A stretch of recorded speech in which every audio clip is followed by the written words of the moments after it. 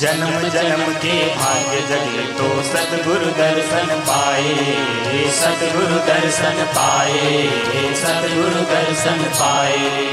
जो भी आए गुरु चरण में जीवन सफल हो जाए, जीवन सफल हो जाए, जीवन सफल हो जाए। ऐसे गुरुवर के चरणों में, ऐसे गुरुवर के चरणों में सत सत कोटि प्रणाम। स्वागतम सतगुरु का, जय हो स्वागतम सतगुरु का, हो रही जय जयकार। स्वागतम सतगुरु का, स्वागतम सतगुरु का।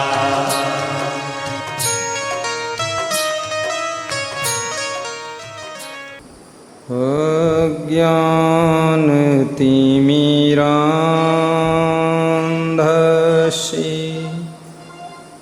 ज्ञानाञ्जनशलाकया, अज्ञान तिमिरान्धस्य ज्ञानाञ्जनशलाकया चक्षुरुन्मीलितं येन तस्मै श्रीगुरुवे नमः, तस्मै श्रीगुरुवे नमः।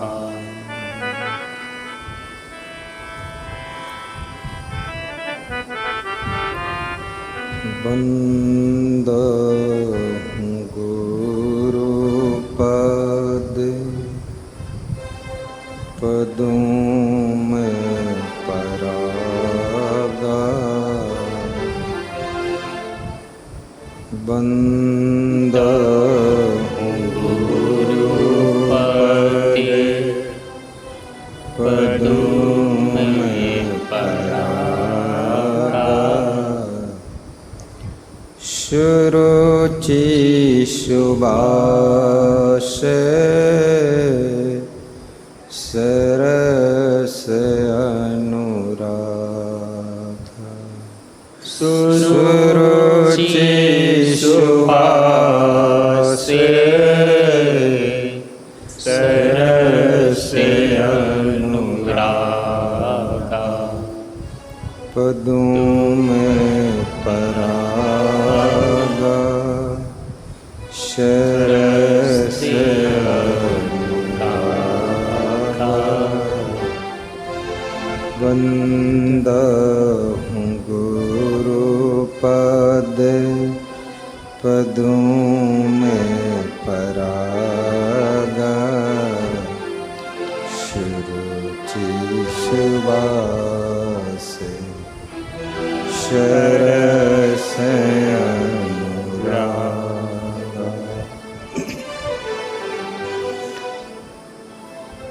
गुरुपद रज मोदु मंजुल अंजन, नयन अमीय द्रग दोष विभंजन। गुरुपद रज मोदु मंजुल अंजन, नयन अमीय द्रग दोष विभंजन। अति गुरु कृपा जाहि पर होई, पाऊँ देहि मार्ग सोई। अति गुरु कृपा जाहि पर होई, पाऊँ देहि मार्ग सोई। मंगल धावन मंगल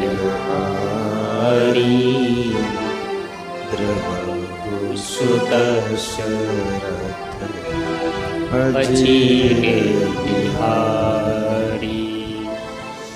गुरु बिनु मनुष्य देह भय बिरथा,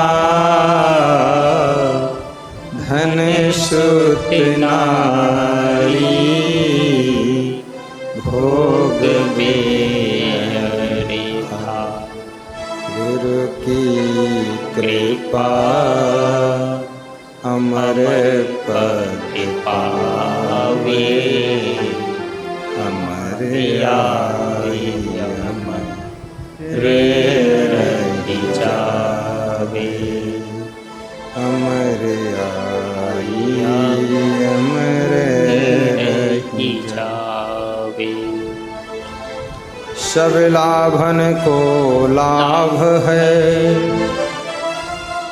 सब ज्ञानन को ज्ञान, सब श्रेयन को श्रेय है, कीर्ति क्रिया नया। मुक्त हो मन बंध तजी, धरो नहीं फिर दे, मानुष तन को लाभ ही, करिए सहित सने। मंगलमय घड़ी आई है, कोई जाने न जाने। मंगलमय घड़ी आई है, कोई जाने न जाने। जाने न जाने, माने न माने। जाने न जाने, माने न माने। मंगलमय घड़ी आई है, कोई जाने न जाने। मंगलमय घड़ी आई है, कोई जाने न जाने।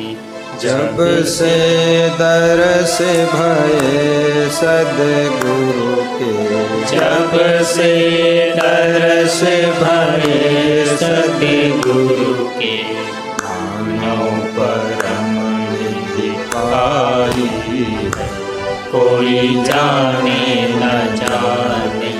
मानव परम निधि पाई है, कोई जाने न जाने।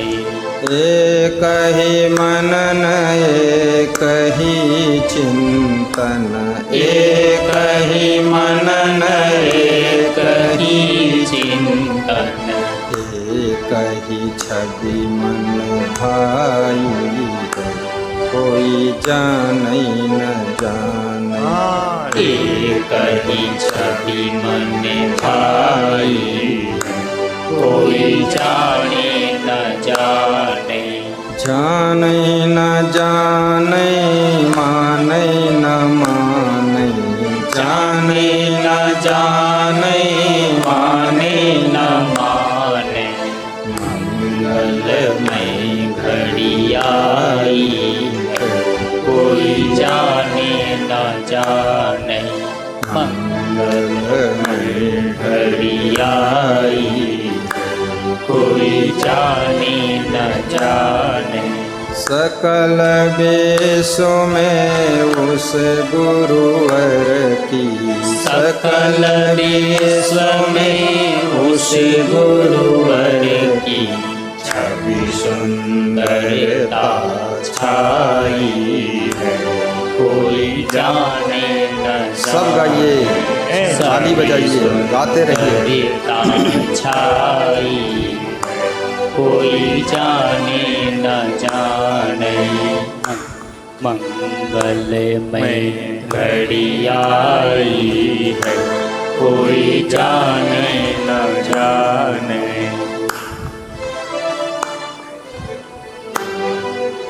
पथिक धन्य वह जिसने अपने, पथिक धन्य वह जिसने अपने गुरु से लगन लगाई है, कोई जाने न जाने।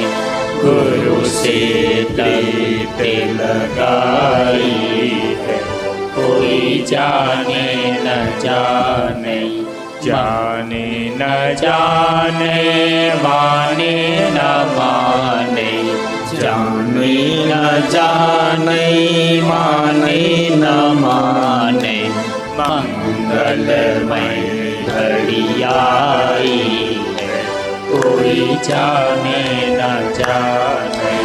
मंगलमय घड़ी आई है, कोई जाने न जाने।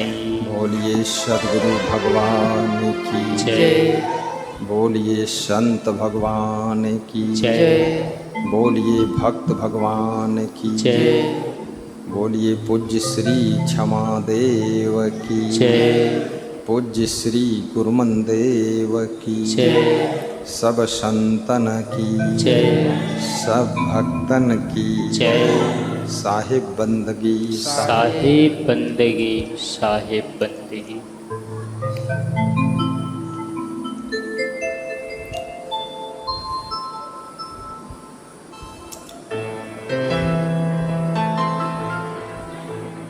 सनातन धर्म की भूमि हिंदुस्तान की अवतार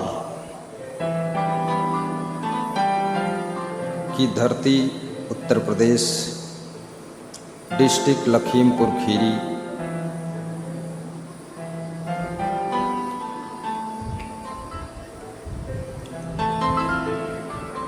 तपोभूमि विश्व कल्याण आश्रम कबीर धाम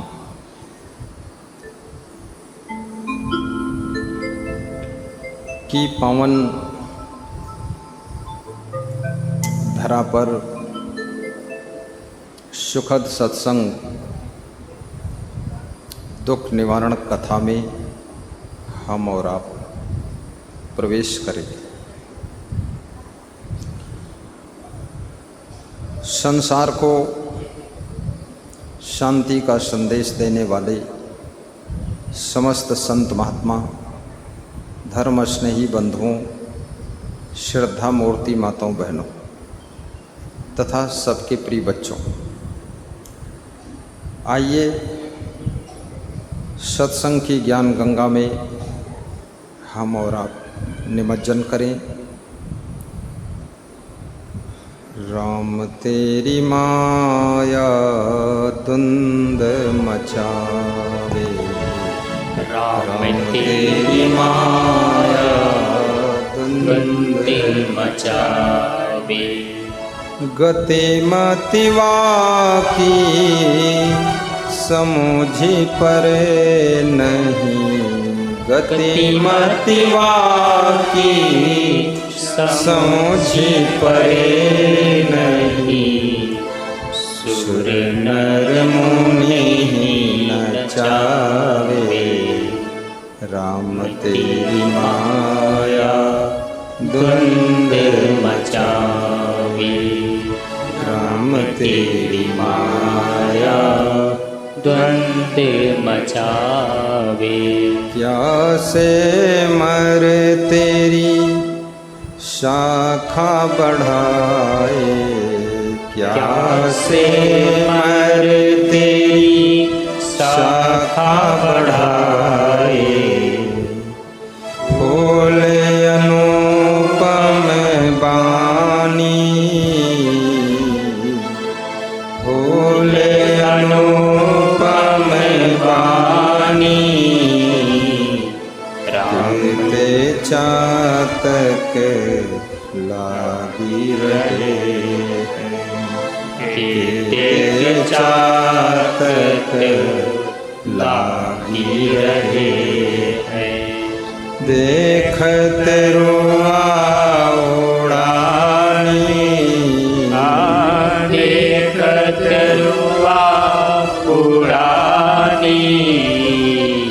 राम तेरी माया धुंध मचावे, राम तेरी माया धुंध मचावे। ग्रीष्म ऋतु जब काह खजूरे बड़ाई तेरी, काह खजूरे बड़ाई तेरी, फल कोई नहीं पावे, फल कोई नहीं पावे। ग्रीष्म ऋतु जब आनी तुलानी, ग्रीष्म ऋतु जब आनी तुलानी, तेरी छाया काम न आवे,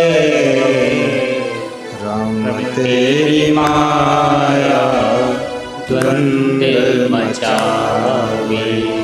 राम तेरी माया द्वंद्व मचावे। आपन चतुरे और को सिखवे, आपन चतुरे और को सिखवे, कनक कामिनी सयानी, कहाई कबीर सुनो हो संतो, कहाई कबीर सुनो हो संतो। राम चरण ऋतु मानी, राम चरण ऋतु मानी, राम तेरी माया द्वंद्व मचावे। राम तेरी माया द्वंद्व मचावे। बोलिए सद्गुरुदेव की जय।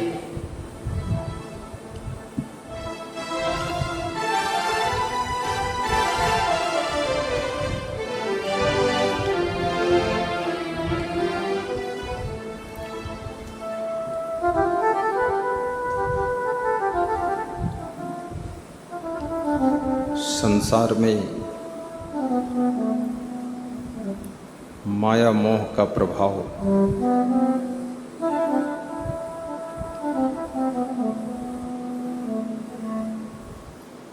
नर नारियों के ऊपर देखा जाता है। माया जब आपके ऊपर प्रभाव डालती है तो आप अपने कर्तव्य को भूल जाते हो, अपने धर्म को भूल जाते हो, अपने कर्म को भी भूल जाते हो, अपने रिश्तों को भी भूल जाते हो। कवियों ने कहा है कि ये संसार भोलावन वन है।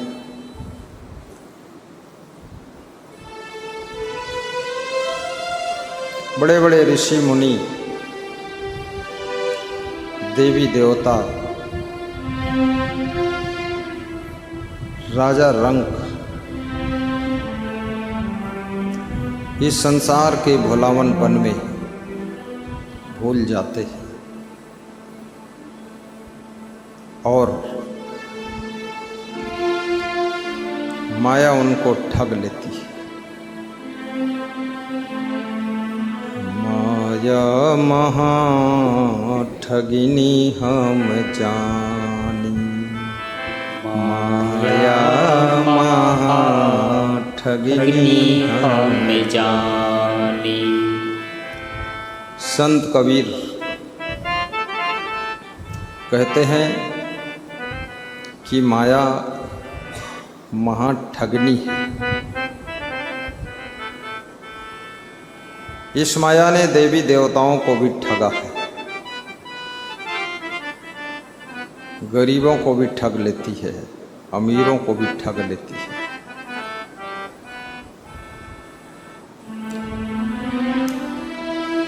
जब तुम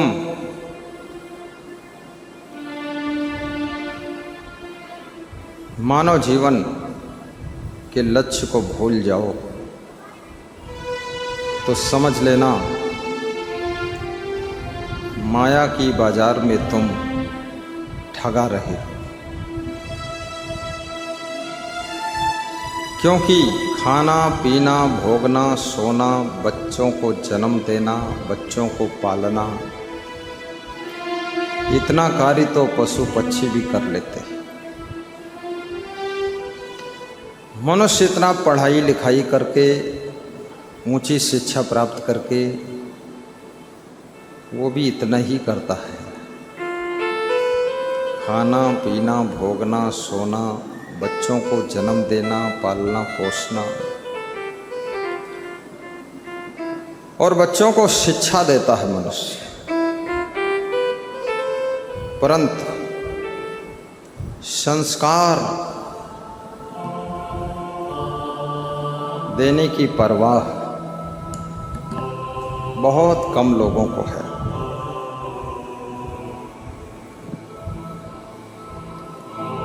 बहुत कम लोगों को सोच है कि बच्चों को संस्कार भी दिया जाए। प्राचीन समय में गुरुकुल हुआ करते थे, जिनमें बच्चे पढ़ते थे,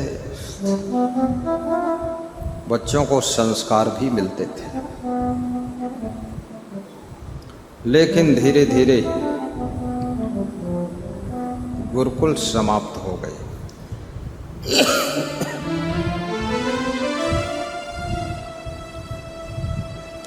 और संस्कार की शिक्षा भी समाप्त हो गई। जो बच्चे विदेश पढ़ने जाते हैं, धीरे धीरे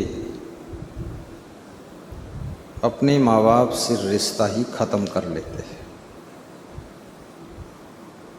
माँ बाप को एक तसल्ली रहती है कि हमारा बच्चा यूक्रेन में पढ़ रहा है, कनाडा में पढ़ रहा है, ब्रिटेन में पढ़ रहा है। अब मुझे भूल गया तो कोई बात नहीं, लेकिन है तो मेरा ही है, ये तसल्ली हो जाती है।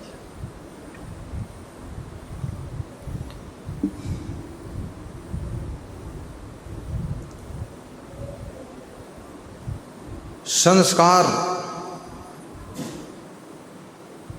जब हिंदू संस्कृति, सनातन संस्कृति आध्यात्मिक धार्मिक रंग में रंग जाते हैं तो बालक अपनी माँ का सम्मान करता है, पिता का भी आदर करता है। और वही बालक आगे चल करके जब स्वयं बेटी माँ बनती है और बेटा पिता बनता है और बच्चों को जन्म देते हैं, तो इस संसार को एक महान प्रतिभा की प्राप्ति होती है।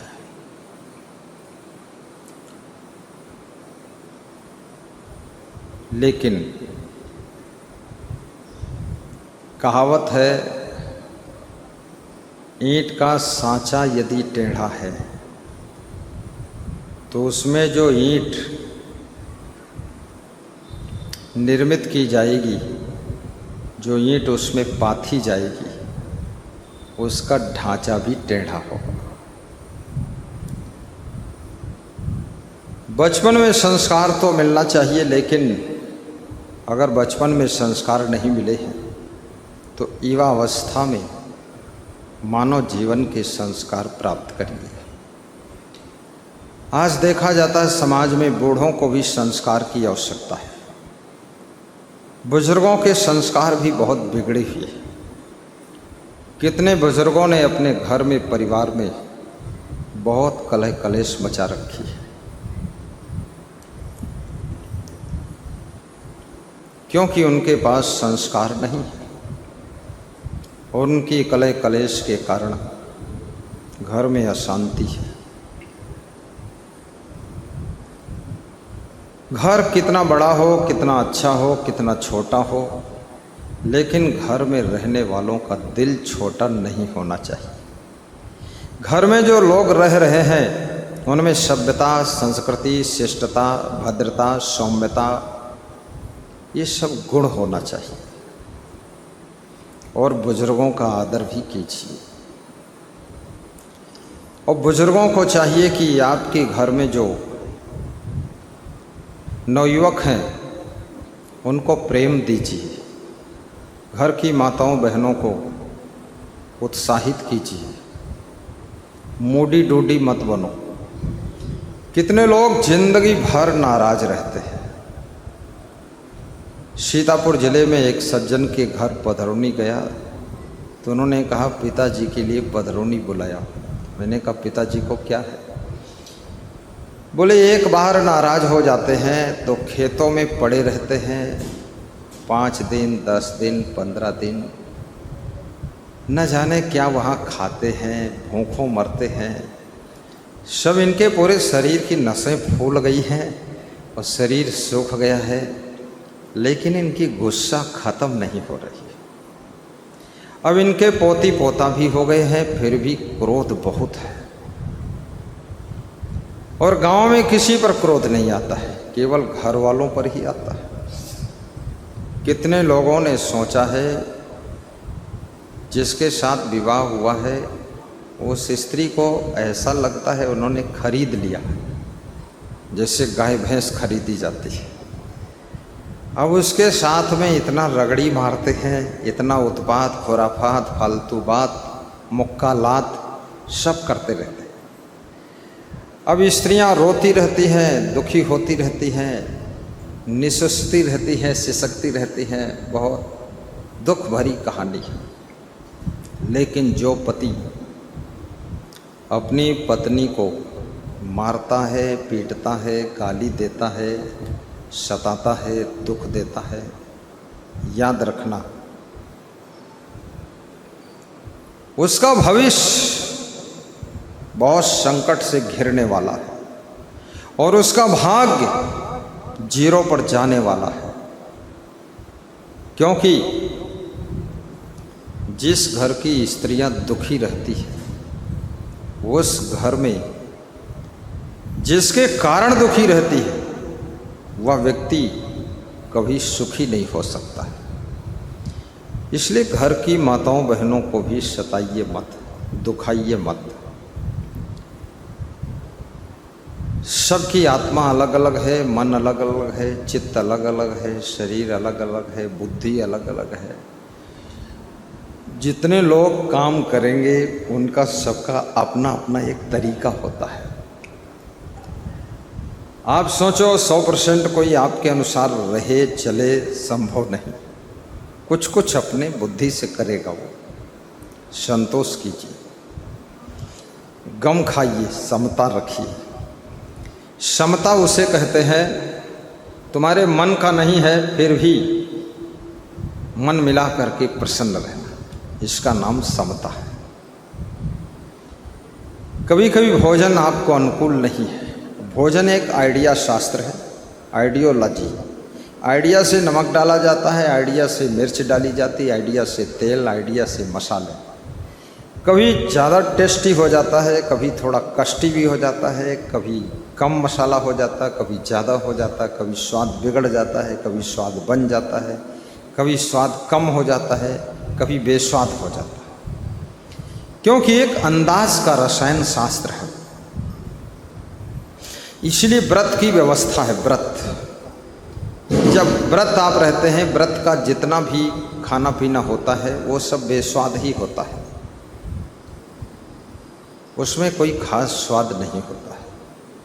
जिस दिन भोजन थोड़ा बिगड़ जाए तो समझ लो आज हम व्रत हैं, ज़्यादा हैरान मत होइए।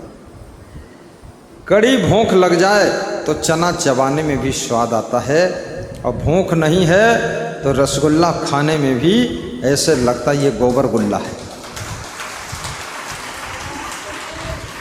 कितने लोग रसगुल्ला देख करके डरते हैं।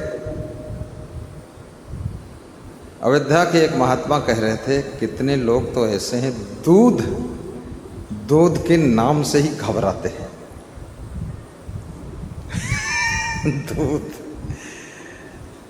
दूध भी कभी कभी पीना चाहिए, थोड़ा सा, गिलास आधा गिलास। कभी कभी ज़्यादा गर्मी है तो छाछ पीजिए, थोड़ा काली मिर्च नमक मसाला डाल के। और कभी कभी दही जलेबी भी खाइए। दही जलेबी का मतलब क्या होता है? आधा किलो दही और 1 किलो जलेबी। इतना खाओगे बहुत बीमार हो जाओगे। 2 जलेबी और 100 ग्राम दही ले लो, बस ठीक है। और दही हमेशा सुबह खाना चाहिए। अभी यहाँ भजन गा रहे थे हमारी महान भक्त श्री राम नारायण मौर्य जी। आधा कुंटल चावल, आधा कुंटल आटा, 1 पीपा 15 किलो तेल सरसों का, 5 किलो दाल, नमक मिर्च मसाला सब दान के रूप में लाए। ये बोलते भी अच्छा है। जब इनके यहाँ मैं सत्संग करने गया, अभी 1-1.5 महीना पहले इन्होंने प्रवचन कराया था। इनके ससुर जी थोड़ा थोड़ा मदद कर रहे थे, बाकी अकेले संभालते थे। और मैनेजमेंट बहुत अच्छा किया। तो मैंने देखा जलपान में, नाश्ता में 25 किलो जलेबी से भरा हुआ थाल आया, जो हलवाई के यहाँ होता है, बड़ा लाल रंग की जलेबी मेरे सामने लेकर आए। तो हमने हाथ जोड़ा, हमने कहा दृष्टि भोग लगा दिया, उधर ले जाओ संतों की तरफ। सबने खाया, थोड़ा थोड़ा खाया, जिसकी जितनी श्रद्धा थी। फिर उसने रात को भजन गाया जब इस आदमी ने, तो मुझे इसका भजन अच्छा लगा।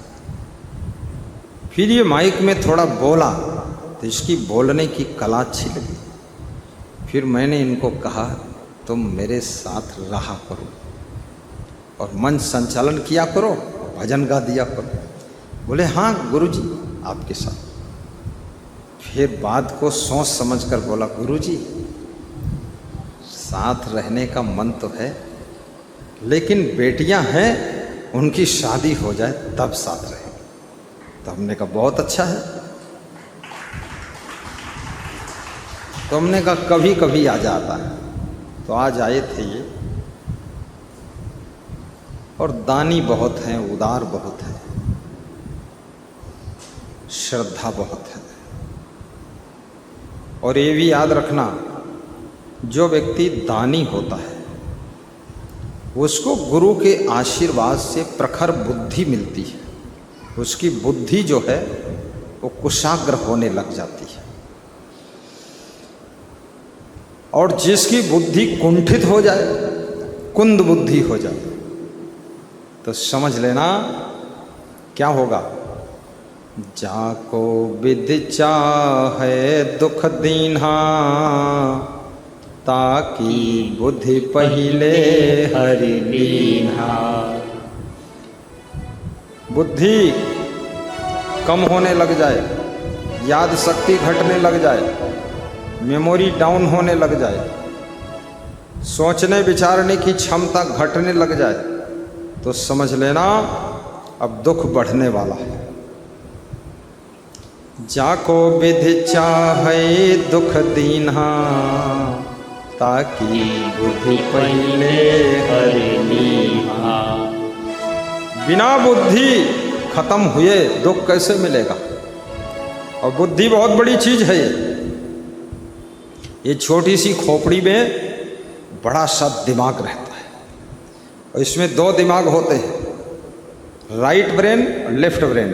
दाहिना माइंड और बायां माइंड। ज़्यादातर लोगों का एक ही दिमाग काम करता है। ये जैसे हवाई जहाज़ में 2 इंजन होते, ऐसे इसमें 2 दिमाग, कि एक फेल हो जाए तो दूसरे से ज़िंदगी जी सको। और जिनके दोनों दिमाग काम करते हैं, दोनों चालू हो गए, तो वह लाखों में एक चमकते हुए हीरा निराले होते हैं। लाखों में एक होते हैं, डबल ब्रेन काम कर रहा है। उनका हर डिसीजन अच्छा होगा, हर फैसला अच्छा होगा, हर निर्णय टॉप का होगा, और उनकी प्लानिंग अच्छी होगी। टाइमिंग एंड वर्किंग डिसीजन ये सब सुपर क्लास का होगा। और उन्नति उन्हीं की होती है जो डिसीजन सही लेते हैं और सही समय पर डिसीजन लेते हैं। धीरू भाई अंबानी अक्सर कहा करते थे, बड़ा सोचो, अच्छा सोचो, समय पर सोचो और जल्दी सोचो, क्योंकि विचारों पर एकाधिकार नहीं है। विचार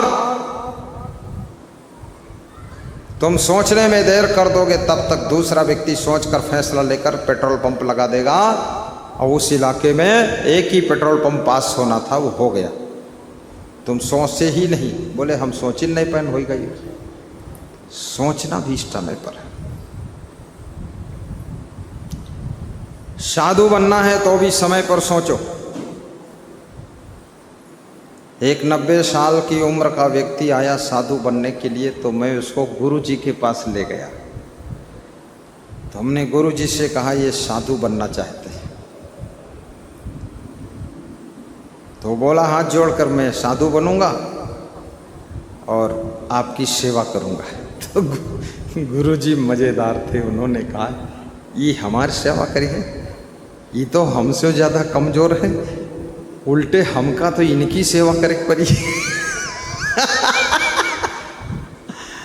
वास्तव में देर हो गई, समय पर डिसीजन लीजिए। साधु होना चाहिए पक्का होकर खेल, कच्चा सरसों पेल के हरी भयाना तेल।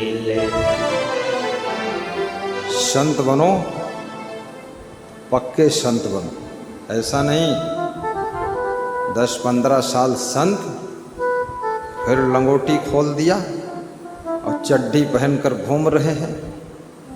पहले संत बन गए, फिर गृहस्थ बन गए, और गृहस्थी में जब दुख पाया तो फिर से संत हो गए। कई लोगों ने 3-3 बार पलटी खाया।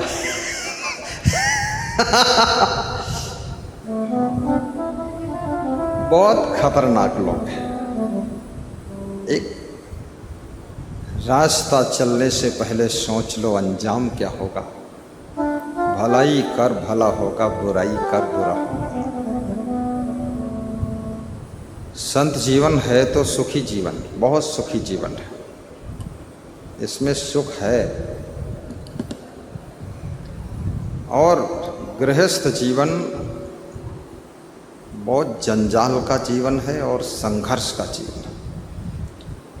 लोग सोचते हैं शादी कर लेंगे खूब सुख मिलेगा, शादी के बाद ही तो चक्रदंड शुरू होता है। बहुत लंबा चौड़ा जंजाल है। कितनी लड़कियां शादी के नाम पर सिर झुकाकर मंद मंद मुस्काती है कि अब रसगुल्ला मिलने वाला है, और जब शादी हुई और ससुराल गई तो वहाँ सासू एटम बम लेकर बैठी थी, तुरंत उससे टक्कर हो गई।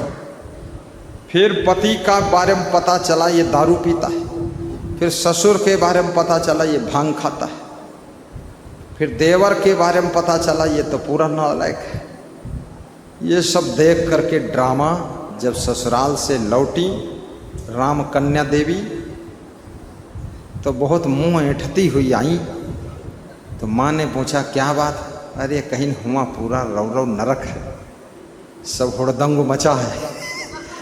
तो माँ बोली हम हूँ जब पहली बार ससुराल आए रहन तो यहाँ हुड़दंग रहे, हमको ऐसे ही लगा रहे, वही हुड़दंग में यहाँ तुम रहो, हिम्मत करके तुम हो हुड़दंगिन हो जी हो।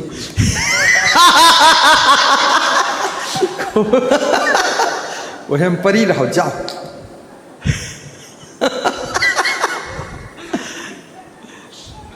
गृह कारज नाना जंजाला, ते अति दुर्गम शैल विशाला।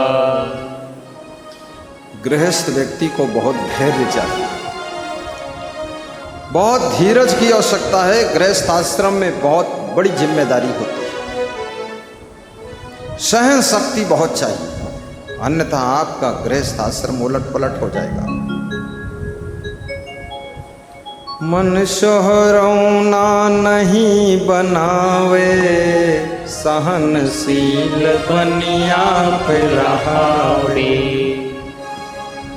बड़ी सहनशीलता चाहिए बहू के अंदर भी।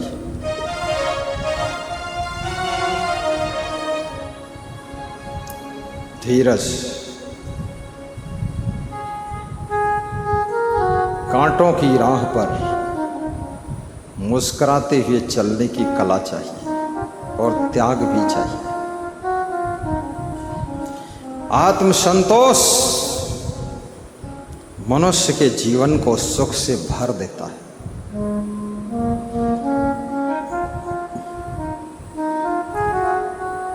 इसलिए संतोष को बहुत बड़ा धन कहा गया है। ये धन है, संतोष कोई साधारण चीज नहीं है, बहुत बड़ी दौलत है। गोधन गज धन बाज धने, और रतन धन खाने। आइए।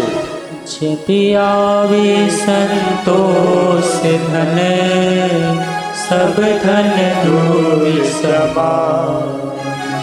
जब आवे संतोष धन, सब धन दूर समान।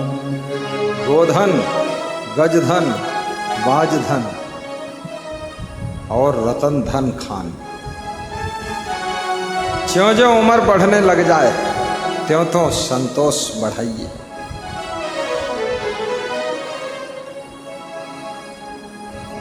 प्रवचन अधिक समय तक सुनिए। ये संसार का प्रपंच कभी पूरा होने वाला नहीं है। आपकी 100 साल की जिंदगी पूरी हो जाएगी लेकिन प्रपंच खत्म नहीं होगा। इसलिए इसी बीच में प्रवचन सुनो। बोलिए सद्गुरु भगवान की जय। सवेरा हुआ तेल घी साग लाना चाहिए, लाना पड़ेगा, जरूरी है। सवेरे लाइए चाहे शाम को लाइए, व्यवस्था करना पड़ेगा। सवेरा हुआ तेल घी साग लाना, और दोपहरी हुई बाल बच्चे खिलाना। बच्चों को भी खिलाना चाहिए।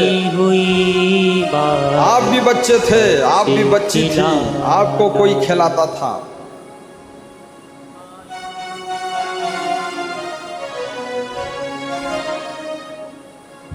माननीय श्री नरेंद्र मोदी जी के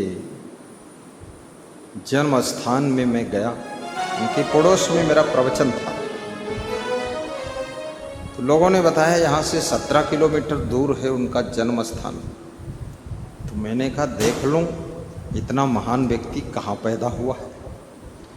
तो 17 फीट चौड़ा और 60 फीट लंबा घर था, उसी में 6 बच्चों का जन्म हुआ था। बेहद गरीबी। तो वहाँ उनके चाचा मिले, कुछ और चाची वगैरह मिली। तो उनका चाचा कह रहा था मैं उनको गोद में खिलाया हूँ। तो हमने कहा जिनको गोद खिलाया वो पहचानते हैं तुमको? बोले पहचानते हुए सभी को है, वो भूलते ही नहीं। और जब आते हैं तो पांव छू लेते हैं सबके। हमने को तो बहुत बड़े हो गए, प्रधानमंत्री हैं। बोले वो हैं प्रधानमंत्री, पर अपना स्वभाव उन्होंने बिगाड़ा नहीं है, अहंकार नहीं है, सबके पांव छू लेते हैं। हम लोग खुश हैं उनसे। हमने कहा कुछ धन दौलत दिया है कि नहीं? बोले दिए क्या है, जौन झोपड़ी हमारे पहले रहे वह है झोपड़ी, धन वन नहीं देने, लेकिन प्रेम देते हैं। जिस बालक को तुम गोद में खिला रहे हो उसको मीठी मीठी कहानियां भी सुनाइए, संस्कार भी दीजिए। हो सकता वो बालक देश का प्रधानमंत्री तुम्हारी गोद में खेल रहा हो, देश का मुख्यमंत्री खेल रहा हो, या विश्व का महान संत आपकी गोद में खेल रहा हो। बोलिए सद्गुरु भगवान की जय, असंग सरकार की जय हो। इसलिए बच्चों को बड़े प्रेम से खिलाना चाहिए। कौन जानता है ये बेटी महारानी लक्ष्मीबाई बनेगी आगे चलकर? किसको पता है इसके अंदर मीराबाई जैसी भक्ति होगी? कौन जानता है ये शिवरी बनकर के भक्ति करेगी, इसकी भक्ति में इतनी शक्ति होगी कि भगवान राम भी आकर के इसके द्वार पर बेर खाकर तब जाएंगे। इसलिए बेटी हो या बेटा, सबका पालन पोषण लालन पालन प्रेम से करना चाहिए।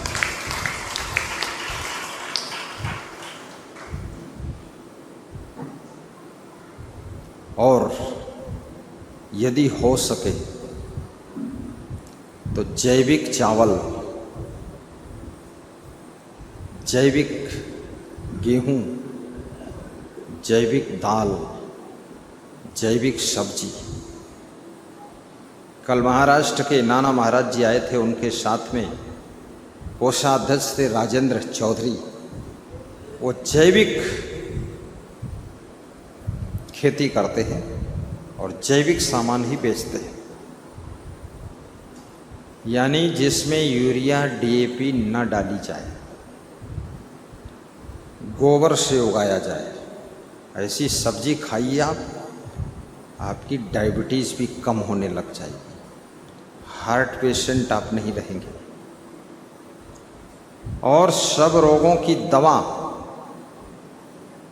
जोर से खींचो सांस में हवा। ये लोग ऐसे धीरे धीरे सांस लेते हैं, पुन्न पुन्न पुन्न पुन्न, पुट पुट पुट पुट, थोड़ा जोर से।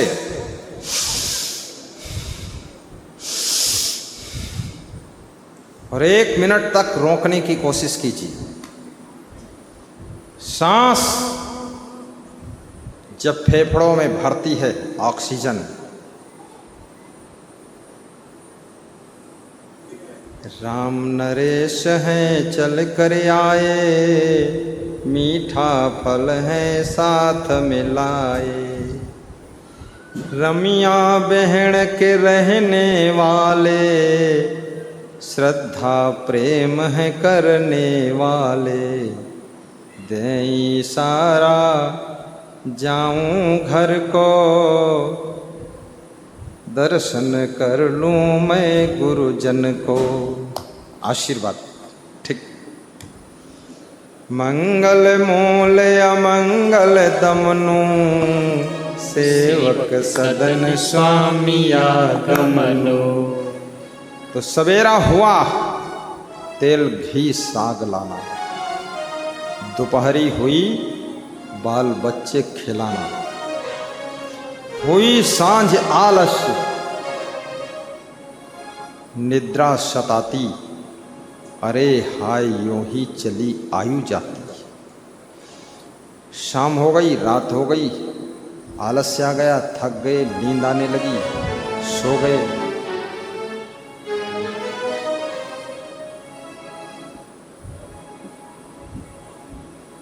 इसी का नाम जिंदगी है। आहार निद्रा भय मैथुनानि, सामानि चैवानि नृणाम पशूनाम। एक ज्योतिषी किसी गांव में गया तो ज्योतिषी ने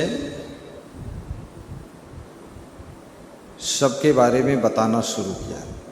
तो एक स्त्री ने कहा, ज्योतिषी बाबा हमार भाग्य बताओ कैसे।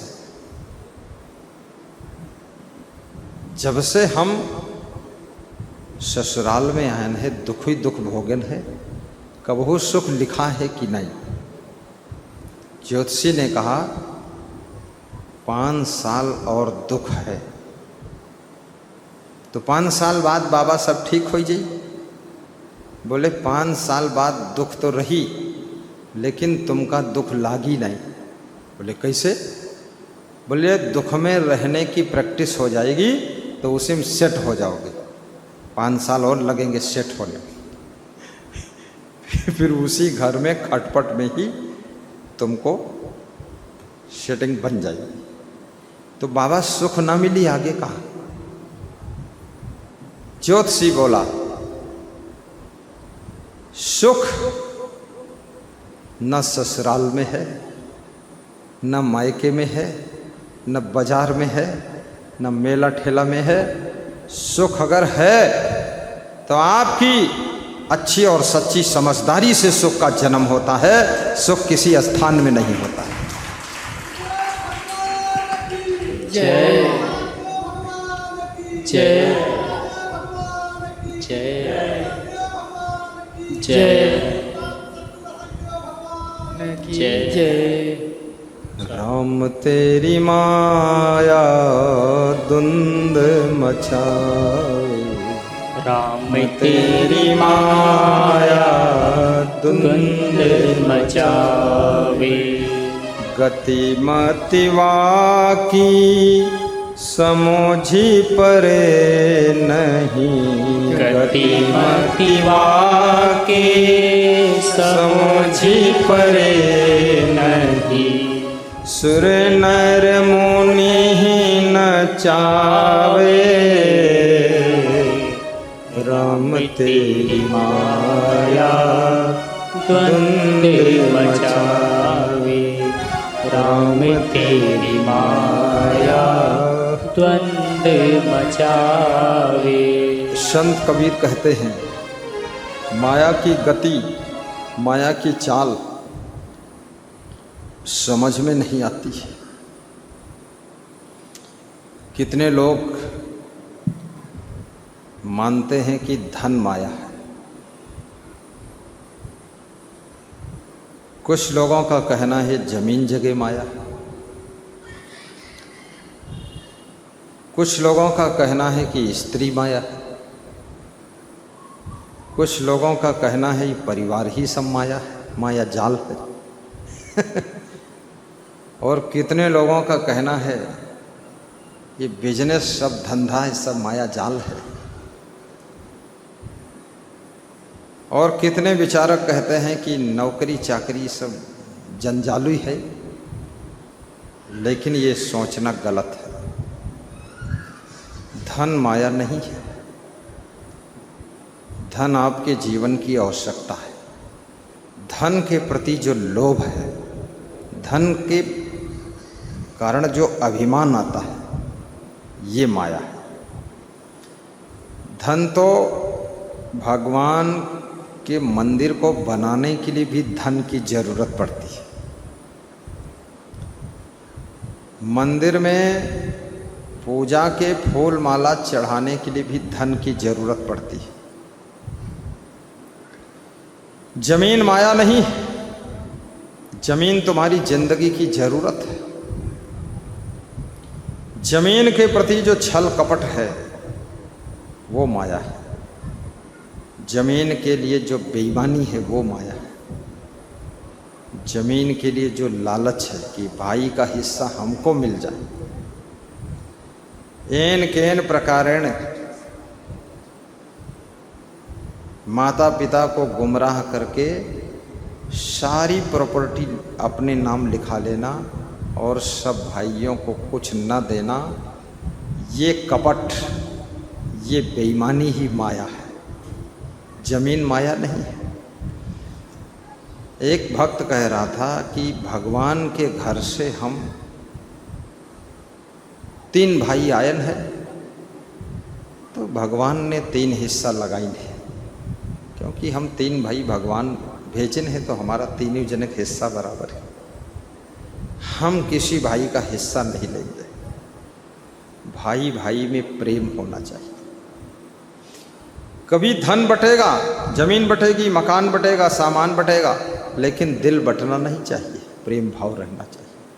किसी गांव में दो भाई रहते थे, दोनों में बहुत प्रेम था। दोनों का विवाह हो गया, दोनों के बच्चे हो गए, परिवार बड़ा हो गया, थोड़ा खटपट होने लगी। तो दोनों भाइयों ने सलाह किया अब बंटवारा कर लिया जाए। तो बंटवारा कर लिया। छोटे भाई ने बड़े भाई से कहा, आप 10 एकड़ जमीन है, 4 एकड़ हमें दे दो, 6 एकड़ आप ले लो। तो बड़े भाई ने कहा, तुम छोटे हो, तुम 6 एकड़ ले लो, हम 4 एकड़ ले लेंगे। तो माँ ने कहा, बराबर बराबर ले लो, कम ज़्यादा मत लो। बराबर बराबर ले लिया। तो बड़े भाई ने पूछा, तू मेरे को 1 एकड़ ज़्यादा क्यों दे रहा था? बोले, हम इसलिए दे रहे थे कि ज़िंदगी भर आपने कमाया है, मेहनत किया है, और काम करते करते आपकी 60 साल उम्र हो गई। अब आपका शरीर काम करने के योग्य रहा नहीं, और मैं अभी 30 साल का हूँ, जवान हूँ, तो मैं तो काम करूँगा, जो करूँगा तो मेरे पास बचेगा, और तुमने जो किया वो मुझे भी मिल चुका, सब खर्च कर दिया। इसलिए हम कह रहे थे आप थोड़ा ज़मीन ज़्यादा ले लो। तो बड़ा भाई बोला, मैं इसलिए बोल रहा था तेरे को तू ज़मीन ज़्यादा ले ले क्योंकि तू छोटा है, और छोटा को कमज़ोर होते मैं देखना नहीं चाहता। तो तेरे पास ज़मीन ज़्यादा हो जाए तो तू थोड़ा उन्नति करेगा तो मुझे अच्छा लगेगा। जब प्रेम होता है तो भाई की उन्नति में भी दूसरे भाई को खुशी होती है।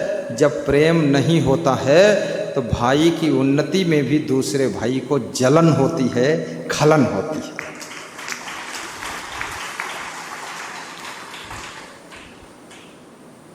खुशी मनाइए,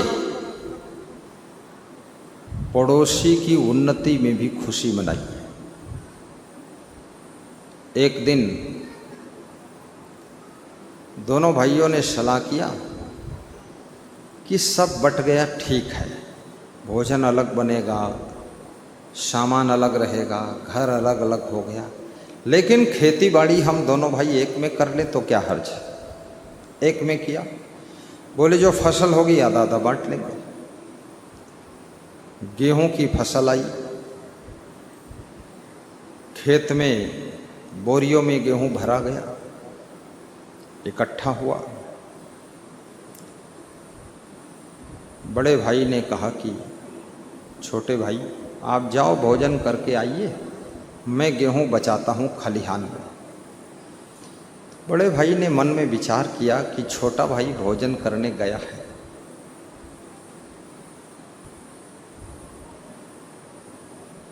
2 बोरी गेहूं 2 कुंटल उठाकर छोटे भाई के ढेर में रख दिया कि इसको थोड़ा ज़्यादा दे दो।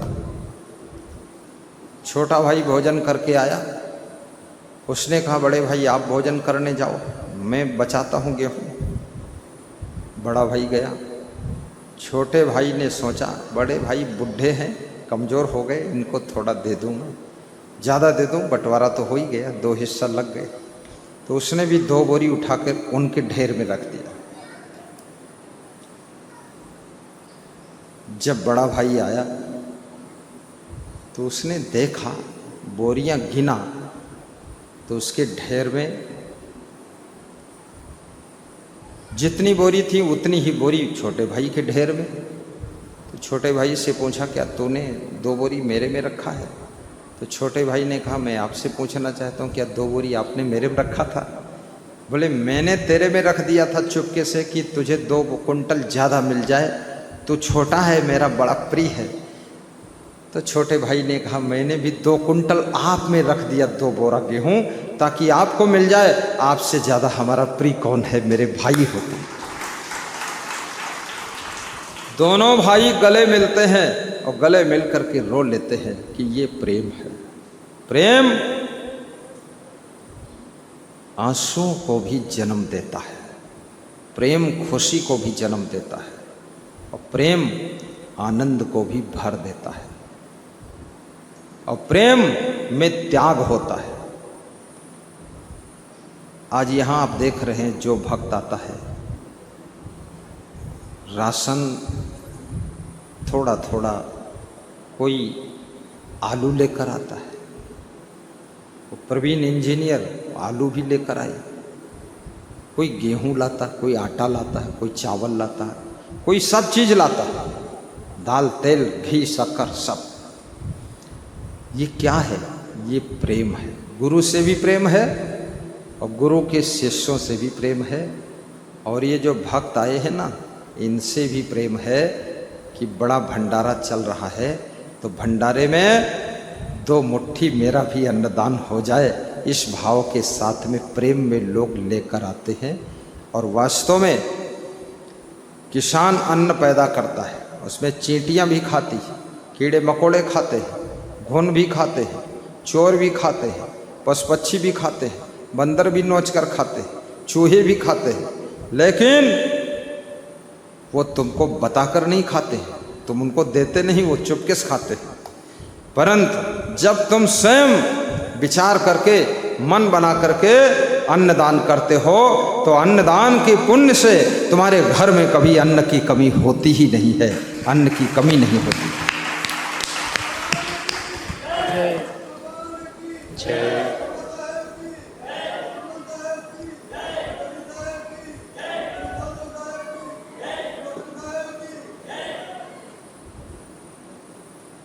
जब 18, 19, 20 अक्टूबर को 2023 में कार्यक्रम हुआ था, पूर्व राष्ट्रपति रामनाथ कोविंद जी आए थे, वो भी कबीरपंथी। तो उनका हेलीकॉप्टर आया था और एक ब्रजभूषण शरण सिंह गोंडा से आए थे, उनका भी हेलीकॉप्टर आया था। देखिए भाव देखिए, तो सब भक्तों ने देखा हेलीकॉप्टर, बहुत लोग वहाँ देखने भी गए। मेरा मन था मैं भी देख लूँ, तो मैं यहाँ फोटो देख रहा था, इसमें स्क्रीन में उड़ रहा था हेलीकॉप्टर, देखो उड़ रहा है, आ गया। ये वही दृश्य है हेलीकॉप्टर का। तो वो हेलीकॉप्टर देख करके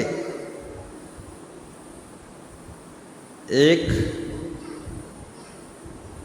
श्रद्धा स्वरूपा माता जी के मन में भाव हुआ कि कभी शक्ति हो जाए, सामर्थ्य हो जाए तो हम गुरु जी को हेलीकॉप्टर ही दान कर दें। ये भाव आया। देखिए अभी उतनी सामर्थ्य नहीं है उनके पास, लेकिन भावना कितनी बड़ी है कि गुरु जी को हेलीकॉप्टर हम दे दें, ताकि गुरु जी को जहाँ जाना हो सड़क के गड्ढे और भीड़ से छुट्टी पा जाए और जल्दी पहुँच जाए, और हमारा गुरु जहाँ उतरेगा हेलीकॉप्टर से लोग देखने आएंगे। ये भावना श्रीमती सुमन देवी गुप्ता के मन में, लखीमपुर वाली के मन में आई थी। जी भावना ऐसी पैदा हुई। अब गुरुदेव ऐसा आशीर्वाद दें कि ऐसी क्षमता भी हो जाए। उनके बेटे विकास गुप्ता, अभिलाष गुप्ता बृहद धन कमाए हो, और ऐसी भावना से उन्होंने मुझे बताया, जब दर्शन करने के लिए लखीमपुर की पूरी टीम पहुंची तो बताया ऐसा मेरे मन में हुआ। तो वो चर्चा मैंने बिहार में चलाया इस साल सत्संग में, मार्च में। बिहार के भक्त बोले जिस दिन हेलीकॉप्टर लेने का प्लान बनाओगे, बिहार से ही आपको 2 करोड़ रुपया दान मिलेगा, हम लोग सब 1-1 लाख दे देंगे। वास्तव में भाव की भक्ति होती है। अगर भाव है आपके मन में तो आपको फल मिलेगा और आपको पुण्य भी मिलेगा। जैसे बहुत से लोग मन में सोचते हम भी प्रोग्राम कराएंगे, भाव है करा नहीं पा रहे किसी कारणवश, तो उस प्रोग्राम कराने का पुण्य और खुशी उनको प्राप्त होती है कि हम प्रोग्राम करेंगे गुरु जी। कितने लोगों को सपना आता है और सपने में प्रोग्राम करते हैं।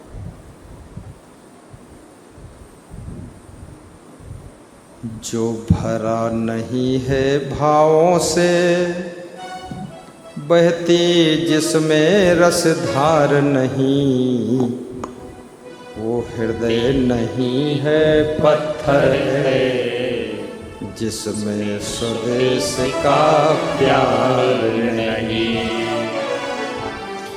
जो भरा नहीं है भावों से,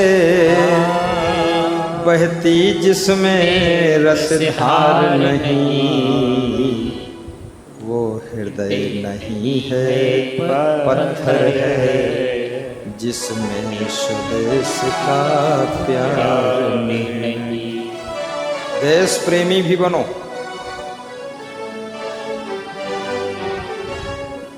मानव प्रेमी बनो, पशु प्रेमी भी बनो, पंछियों से भी प्रेम रखो।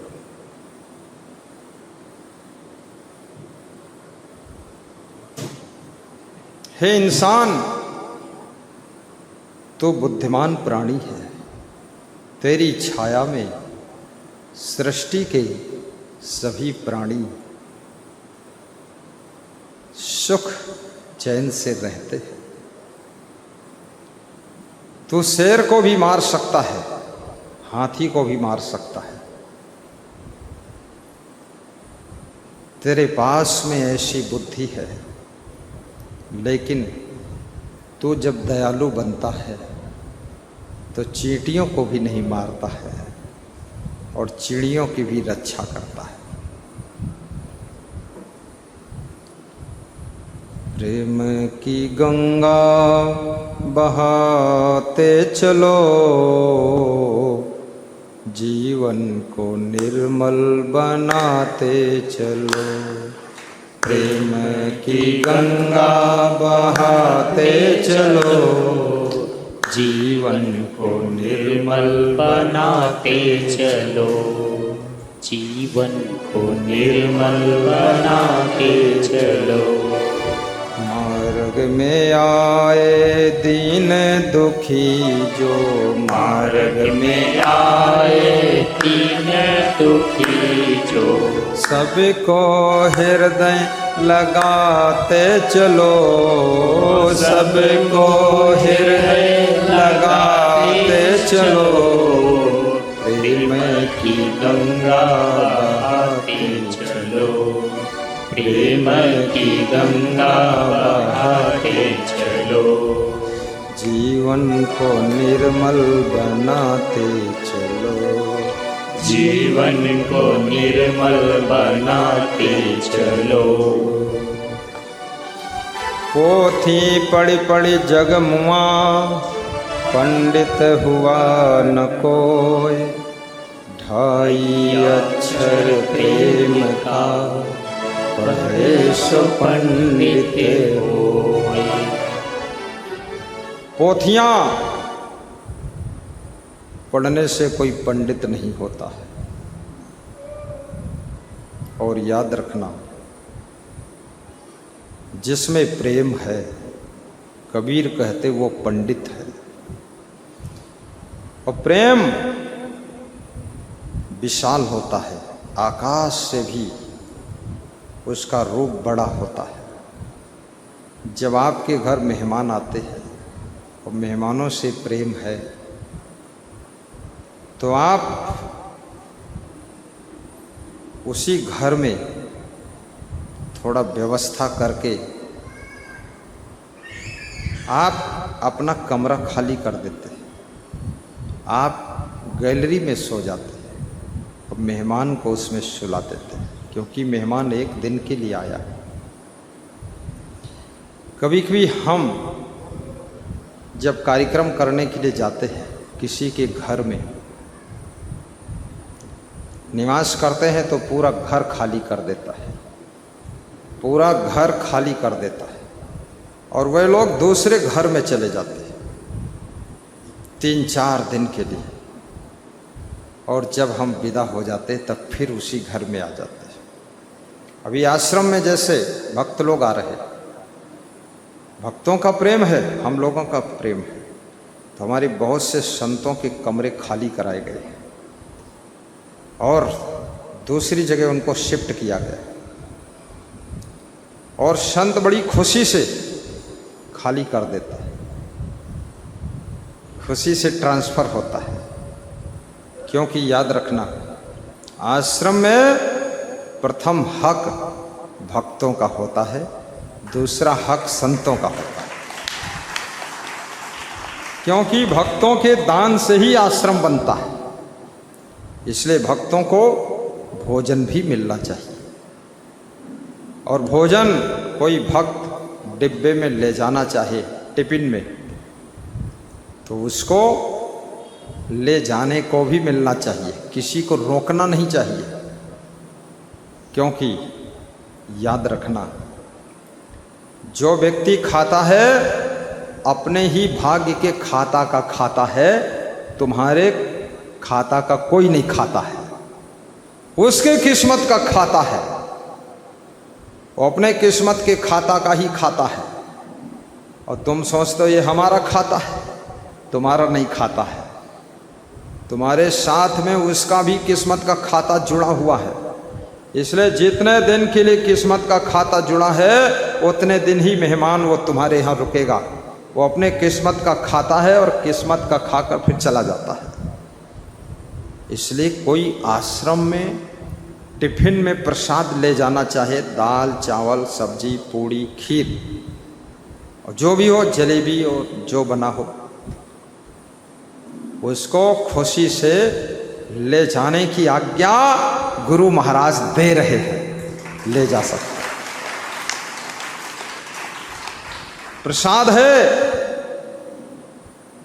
कंजूसी करना नहीं है, दिल खोल देना है। मैं कुंभ मेला प्रयाग में था, अपने कमरे में किसी ने अनाउंस किया कोई डिब्बा कमंडल में भोजन भर के नहीं ले जाएगा, तो मैं वहाँ कमरे में सुन लिया अंदर। मैं वहाँ से साधु को दौड़ाया, हमने कहा जाओ फिर से अनाउंस कराओ कि कमंडल में भी सब ले जा सकते, जिसको ले जाना हो बाल्टी में भर के ले जाओ, ड्रम में भर के ले जाओ, बोल दो जाके जाओ।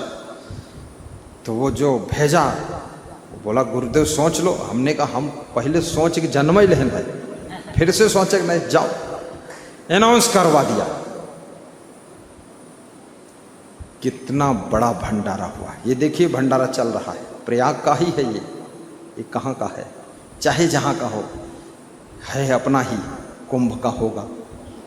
सब लोग माल छक रहे हैं, और जब माल छकते हैं ना, हम देखते हैं तो हम बहुत खुश होते हैं, और हम छकाते हैं तो हम भी खूब छका देते हैं, कभी कभी हम भी परोस देते हैं। क्योंकि इंसान की सेवा में ही भगवान की सेवा छिपी हुई है। भगवान तुम्हारी सेवा के लिए भगवान के रूप में कभी नहीं आता है, हमेशा इंसान के रूप में आता है। बोली सद्गुरु भगवान की जय। धन्यवाद अभिलाष जी। हमारा धर्म हो सेवा, हमारा कर्म हो सेवा, हमारा धर्म हो सेवा, हमारा कर्म हो सेवा। सब भक्तों से पूछ रहा हूँ, संगियों में मिल हमें सेवक बना जाना, सदा सत्य संगियों में मिल हमें सेवक बना जाना। हमारे ध्यान में आकर गुरु जी आँखों में बस जाना, हमारे ध्यान में आकर प्रभु जी आँखों में बस जाना। भरात में है मेरे मन में परम ज्योति जला जाना। भरात में है मेरे मन में परम ज्योति जला जाना। हमारा कर्म हो सेवा, हमारा धर्म हो सेवा। हमारा कर्म हो सेवा, हमारा धर्म हो सेवा।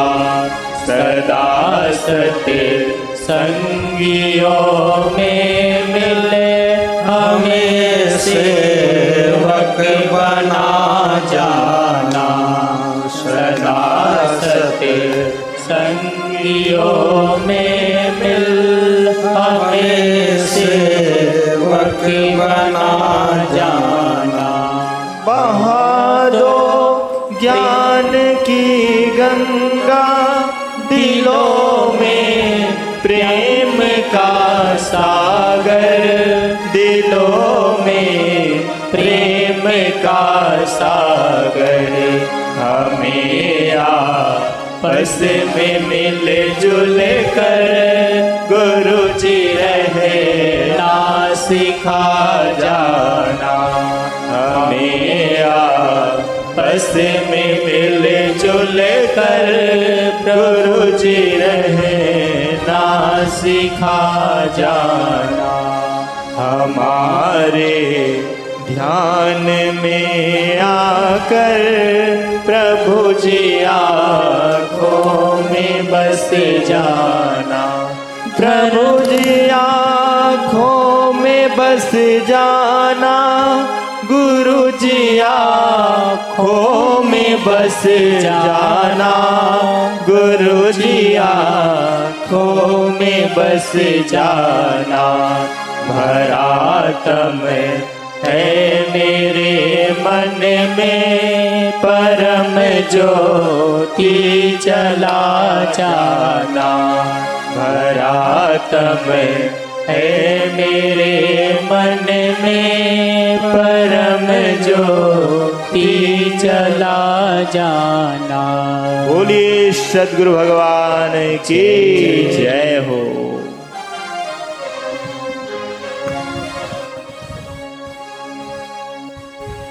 पोथी पढ़ी पढ़ी जग मुआ, पंडित हुआ न कोय। ढाई अक्षर प्रेम का पढ़े सो पंडित होए।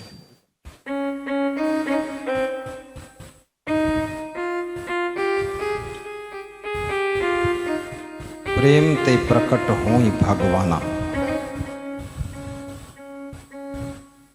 गुरु गोविंद सिंह ने भी कहा है, जिन प्रेम कियो तिन्हि प्रभु पायो। जिन्होंने प्रेम से जीवन जिया है और परिवार, समाज, पशु पक्षी सभी से प्रेम किया है, वही प्रभु को प्राप्त कर पाए। प्रेम के द्वारा ही भक्ति का मार्ग सफल होता है। वृक्षों से भी प्रेम करिए। वृक्षों को काटना आसान है, लेकिन एक भी पेड़ लगाना कठिन है।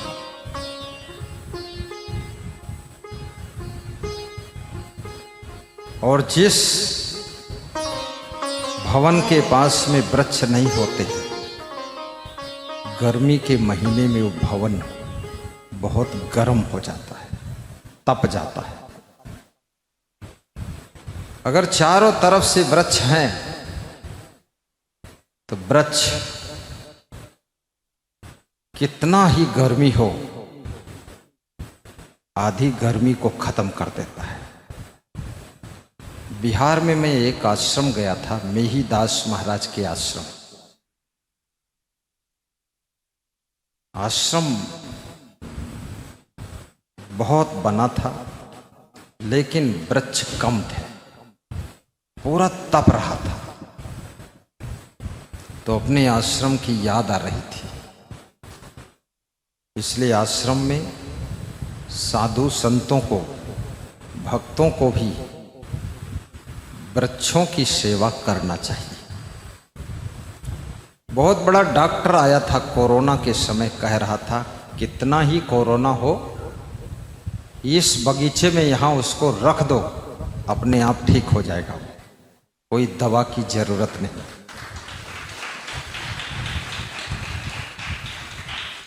क्योंकि यहाँ ऑक्सीजन फुल है।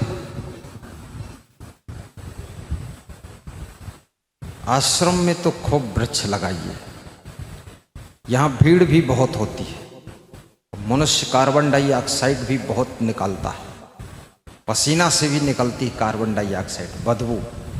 ये वृक्ष सब बदबू, दुर्गंध, कार्बन डाइऑक्साइड को शोषित कर लेते हैं और उस हवा को शुद्ध ऑक्सीजन में बदल करके आपको फिर से दे देते हैं। ये वृक्ष तुम्हारी सेवा करते हैं, ये फल देते हैं, छाया देते हैं, लकड़ी देते हैं, ये तो शोभा देते हैं, ये बात अलग। ये जीवन दायिनी ऑक्सीजन भी देते हैं। और यदि वृक्षों के बीच में, बगीचा के बीच में आपका निवास है, तो आपकी उम्र बढ़ जाएगी, आयु बढ़ जाएगी, सुंदरता बढ़ेगी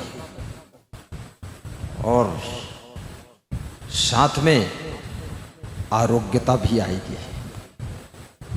इसलिए आपके घर पर भी अगर जगह हो, थोड़ा वृक्ष लगाइए, फूल लगाइए, पौधे लगाइए। शहरों में जगह की समस्या बहुत है, तो वहां 2-4 गमला रख लीजिए, तुलसी का गमला भी रखिए। और साधु संतों को भी वृक्षों की सेवा करना चाहिए।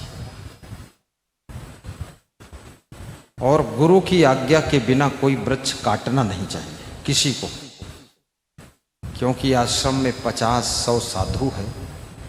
अपने अपने मन से एक एक पेड़ काटेगा तो पूरा बगीचे कट जाएगा। गुरु से पूछो, आज्ञा लो, उसके बाद आज्ञा न मिले तो उसकी डाल को भी मत काटना, लगा रहने दो। क्योंकि याद रखना, कुछ चीजें ऐसी होती हैं जो उनकी पत्तियां ही शोभा देती हैं। जैसे बोतल palm, fishtail palm, Chinese palm, Japanese palm, इनकी पत्तियां ही शोभा देती। जैसे ये लगा वृक्ष, देखो आप, खजूर जैसा, उधर कैमरा लगा दो फटाक से, ये खजूर जैसा दिख रहा ना, इसमें ना फूल आएगा और ना कोई फल आएगा, बस इसकी पत्ती ही शोभा है। देखो दिख रहा है इसमें पत्ती। अब कोई इसकी डालों को काट दे कि इसमें पत्ती में क्या धरा, तो इसमें कोई आम का फल लगेगा भी नहीं।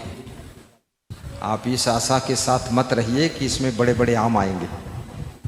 ये केवल इसकी पत्तियां ही शोभा है, ऑक्सीजन बनाती हैं और आपकी आंखों को स्वास्थ्य देती है।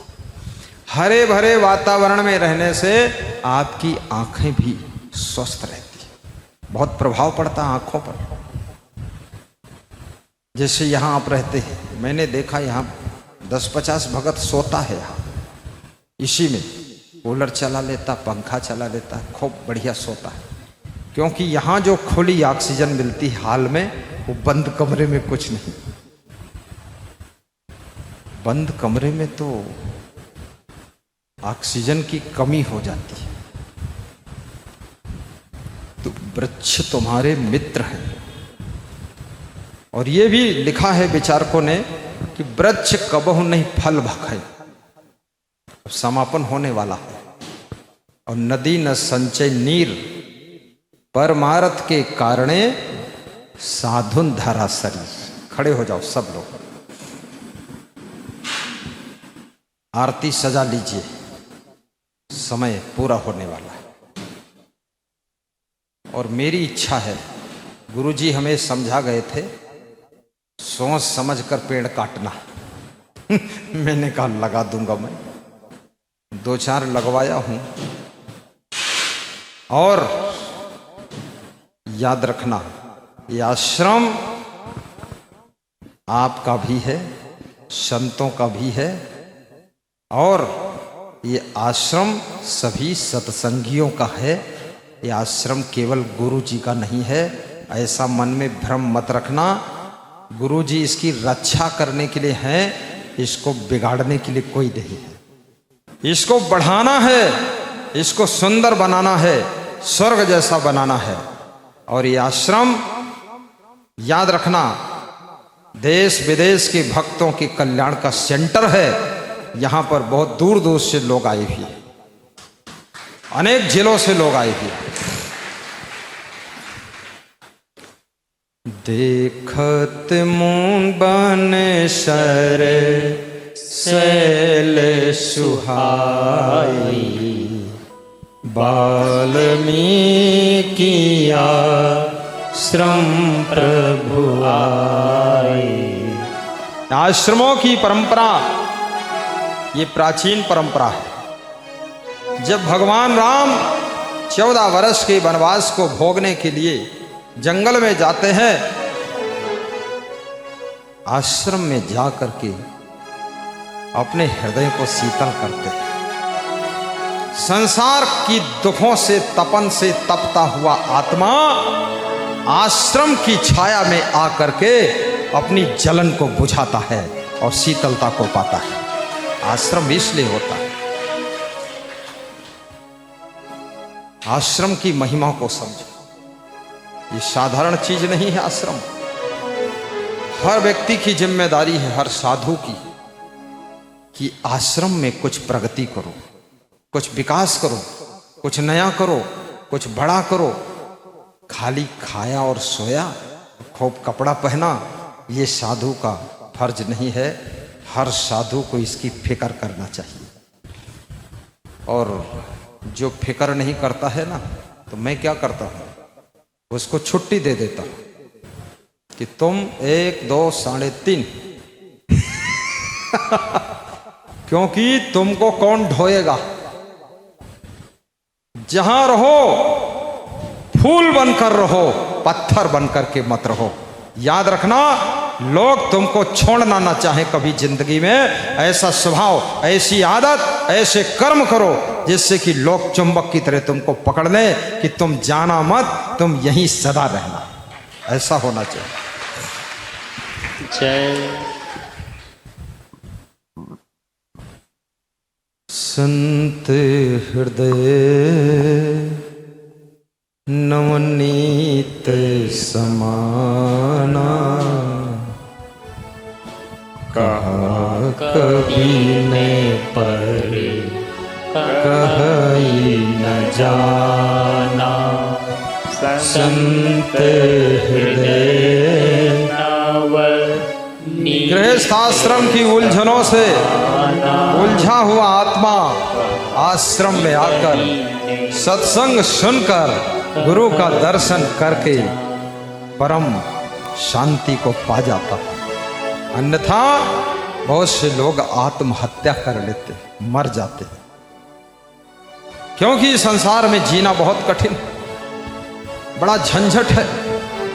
पति भी बहुत उत्पात करता है। किसी किसी के घर में पति, बड़ा खतरनाक पति मिला है, एटम बम है। और किसी किसी के घर में तो बच्चे बहुत खतरनाक हैं। जुआ खेलना, दारू पीना, काम न करना, पूरा बर्बाद कर डाला। उनसे भी मन दुखी है। और किसी के घर में सासू बहुत खतरनाक है। किसी के घर में सासू देवी जैसी है, तो बहू अरे परमाणु बम है, वो बहुत खतरनाक बहू आई है। ऐसे पड़ी रहती है, आई थी लाड़ी बनकर और रहती है पानी बनकर, पड़ी रहती है। पानी, पानी माने वो भैंस की जो बच्ची होती ना, भैंस का पाड़ा और पाड़ी पड़ी रहती है। तुम सोचे थे कि हम लाड़ी ला रहे हैं। राजस्थान में बहू को लाड़ी कहते हैं, और लाड़ी नहीं, धोखे से वो पाड़ी आ गई है, ढोल जैसे पड़ी रहती, काम कुछ करती नहीं। और सासू से कहती, सासू जी पैर में दर्द है, आज चाय तुम बना देना। सासू कहती, हाँ देवी। अरे पार्वती देवी शंकर भगवान की पत्नी मैं तेरे को चाय भी बना दूंगी, लस्सी पिला दूंगी, ऊपर से एक बाल्टी शरबत तेरे ऊपर डाल दूंगी। मूर्ख, हिलती डुलती नहीं है, दर्द बता रही है। जो लोग काम नहीं करते हैं उनके हाथ पांव में, उनके शरीर में मीठा मीठा दर्द शुरू हो जाता है। और जो हिलते डुलते ही नहीं है, याद रखना उनके शरीर का मांस भी सड़ने लग जाता है। इसलिए हिलना डुलना व्यायाम करना जरूरी। मैं कहता हूं लड़कियां सब स्वस्थ हैं, बहुएं सब बीमार हो रही। क्यों? ससुराल जाइए, 4-5 फीट लंबी रस्सी ले जाइए, कमरा बंद करके खिड़की खोल करके उसमें आधा घंटा उछलिए कूदिए, देखो कभी बीमारी आ जाए तो बता देना। एक बीमारी नहीं आएगी। और जो बीमारी का पैसा बचे वो गुरु जी को दान करो तो भंडारा हो। यहां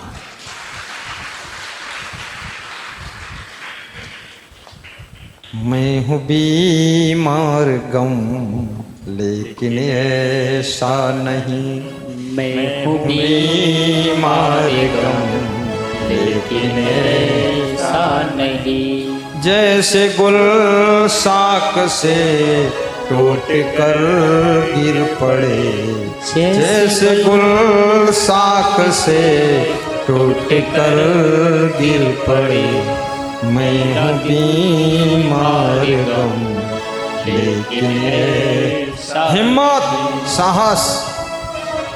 आलखंड में लिखा है कि सर कट जाते थे तो भी तलवार चलाता था आदमी थोड़ी देर, और इनका सर लगा है और पांव भी लगा है, हाथ भी लगा है, और तलवार भी नहीं चलाना है। ये चक्कू चलाएंगे नहीं, चक्कू जो सब्जी काट दे। जरा सा अगर सिर दर्द हो गया तो ऐसे उतान गिरते हैं। एक बैल कह रहा था दूसरे बैल से कि तूने कितनी चालाकी सीखा? तो बैल बोला, मैं इतनी चालाकी सीखा हूं कि जब मेरा मालिक स्नान करता है और मैं खूंटे में बंधा हूं तो पानी अपने ऊपर डालता है और कहता है हर हर हर हर हर हर हर। पानी लोग डालते हर हर हर करते थे, ठंडी लगती थी जब। तो मैं सोचता हूं मेरा मालिक खेत में दूसरी हराई डाल दिया है, तो हर हर भनक परी मोरे कान, और मैं खूंटा पर गिरूं उतान। मैं इतना आलसी हूं। तो दूसरा बैल बोला, यार तेरी बराबरी तो नहीं कर सकता हूं मैं, तूने नंबर बाजी मार लिया। काम करना नहीं चाहते।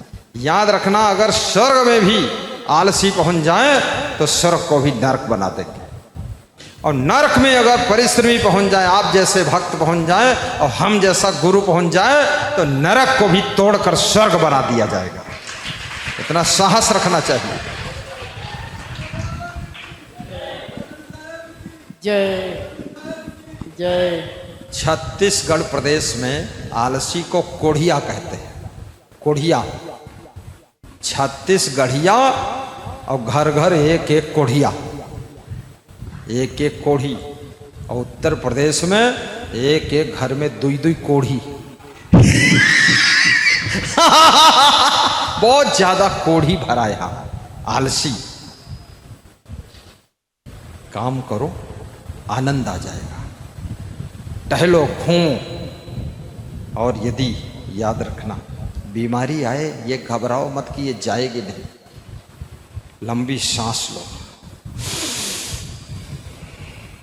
प्राणायाम करो, अनुलोम विलोम प्राणायाम करो, और कुर्सी पर बैठकर पांव ऊपर नीचे करो, शरीर सही हो जाएगा।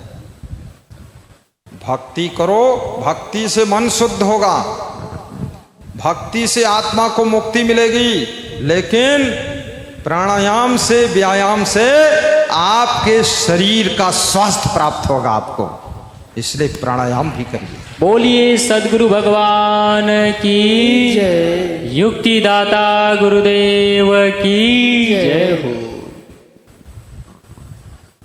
10 मिनट हर रोज टहले, शाम को खाने के बाद 40 साल की उम्र के बाद दूध पीना कम कर दीजिए, बस 250 ग्राम, कभी कभार, कभी बंद भी कर दीजिए, क्योंकि दूध बच्चों को हजम होता है। ये दूध पीकर पड़े रहने वालों को हजम नहीं होता है।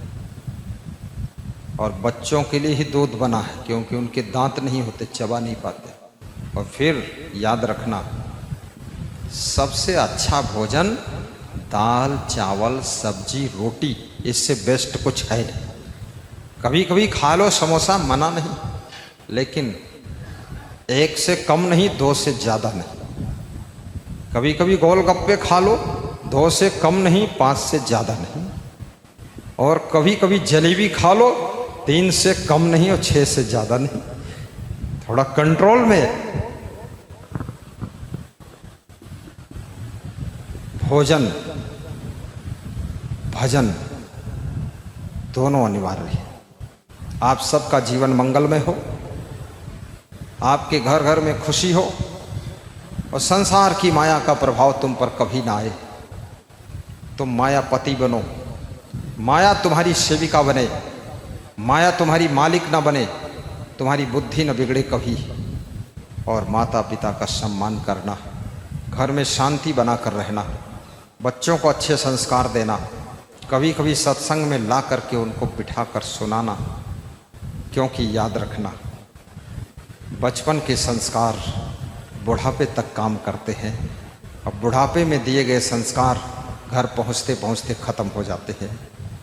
क्योंकि बूढ़े सुआ को सीताराम पढ़ाया नहीं जा सकता है। बूढ़े सुआ को सीताराम पढ़ाओ तो कहता है सिरका में आम, तुम कहते हो सीताराम, वो कहता सिरका में आम। खड़े रहो, ये बूढ़ा सुआ है, और बूढ़ा सुआ अगर पढ़ जाए बहुत बड़ी बात है। सबका जीवन सुखी हो। हमारे बीच में आरती मंगल का प्रोग्राम होने वाला है। आइए, मंत्र बोलिए। सर्वे भवन्तु सुखिनः, सर्वे सन्तु निरामयः, सर्वे भद्राणि पश्यन्तु मा कश्चित् दुःख भाग भवे। सुखी बसे संसार सब, दुखिया रहे न कोई। ऐसी मेरी भावना, पूर्ण करो प्रभु सोई, पूर्ण करो प्रभु सोई। संध्या वंदना पहले हम आप प्रेम से करेंगे हाथ जोड़कर। उसके बाद में महामंगल आरती करेंगे। उसके बाद साहेब बंदगी करेंगे। उसके बाद कुछ दानियों के नाम सुनेंगे, और उसके बाद भोजन करेंगे, भंडारा ग्रहण करेंगे। उसके बाद हम नहीं जानते तुम क्या करोगे, घर जाओगे कि यही रहोगे। कितने लोग रात में रुकेंगे? हाथ उठाइए। बस बहुत कम लोग हैं, बहुत कम लोग हैं।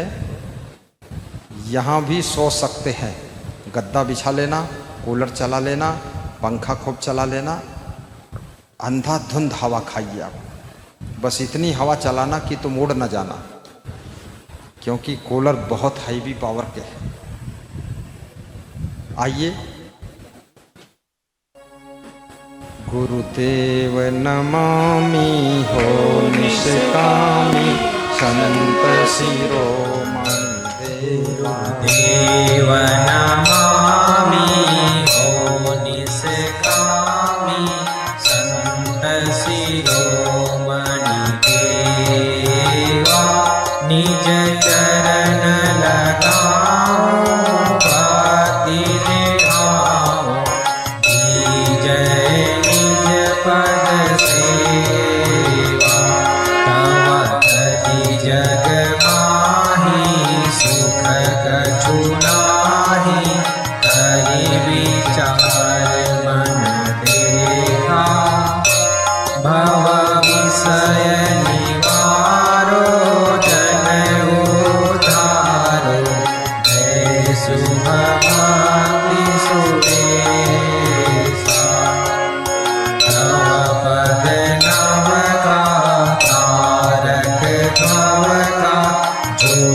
कर मन अनुरागे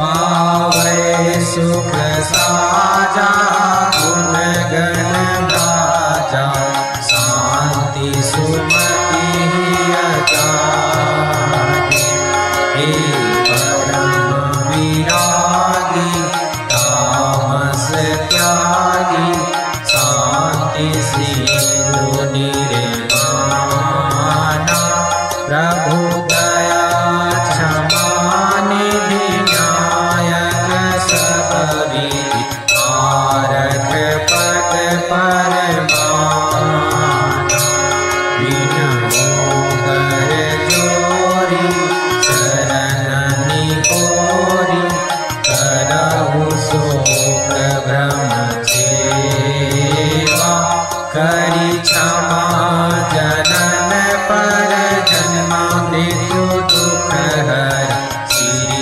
विशाल गुरुदेवा।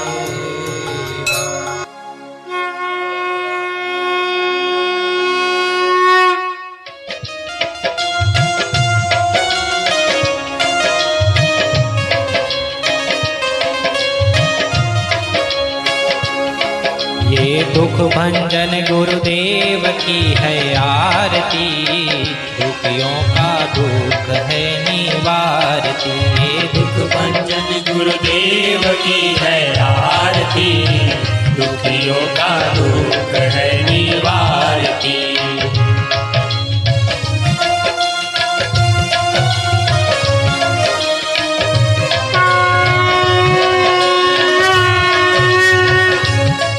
ये दुख हरता ये सुख करता ये भक्ति दिलाने वाला है बिगड़ी बनाने वाला। ये दुख हरता ये सुख करता ये भक्ति दिलाने वाला है बिगड़ी बनाने वाला। गुरु नाम यही गुरु धाम यही, गुरु नाम यही गुरु धाम यही। ये है गुरुवर की आरती, दुखियों का दुख है निवारती। ये दुख भंजन गुरुदेव की है आरती, दुखियों का दुख है निवारती।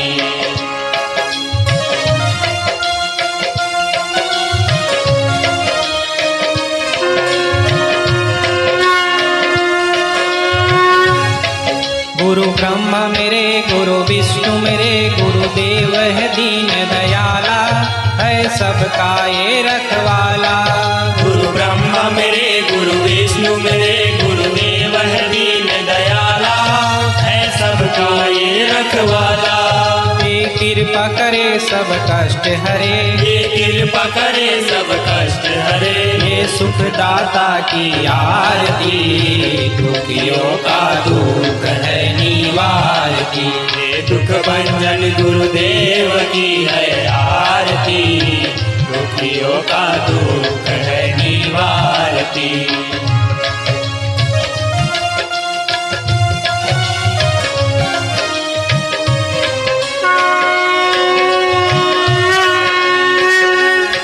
ये करुण सिंधु ये दीन बंधु सही राह बताने वाला, सतबोध कराने वाला।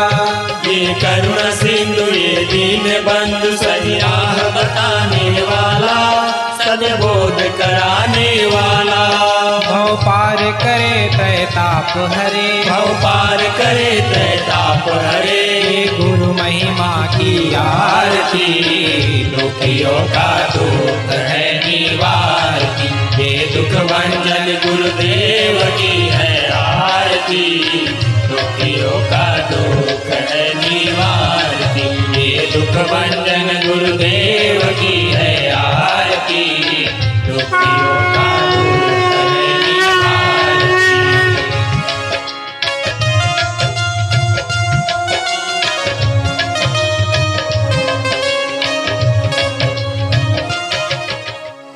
गुरुर्ब्रह्मा गुरुर्विष्णु गुरुर्देवो महेश्वर, गुरुर्साक्षात् परब्रह्म तस्मै श्री गुरुवे नमः। ध्यानमूलं गुरुर्मूर्ति पूजामूलं गुरुपदं मन्त्रमूलं गुरुर्वाक्यं मोक्षमूलं गुरुकृपा मोक्षमूलं गुरुकृपा त्वमेव माता च पिता त्वमेव त्वमेव बन्धुश्च सखा त्वमेव त्वमेव विद्या च द्रविणं त्वमेव त्वमेव सर्वं मम देव देव त्वमेव सर्वं मम देव देव। अब सभी भक्तगण माताएं बहनें यथास्थान बैठ कर के गुरुदेव जी को बंदगी प्रणाम करें। सभी बैठकर अंजलि बांध लें और बंदी करें। बंदौ सन्मुख पारखी शीस भेंट धरु हाथ वचन उचारहु बंदगी सत्य प्रेम के साथ। साहिब बंदगी साहिब बंदगी साहिब बंदगी। बोली सद्गुरु भगवान की जय। संत समाज की